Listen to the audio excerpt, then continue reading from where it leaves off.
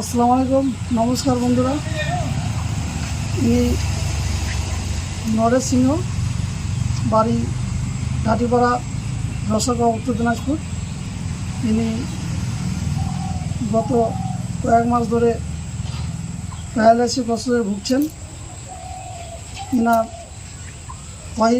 ওনারও শরীর খুব খারাপ।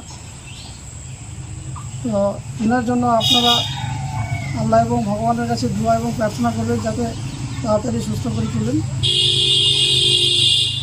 আমি আমার তরফ থেকে এনার জন্য কিছু সাহায্য দেওয়ার চেষ্টা করছি।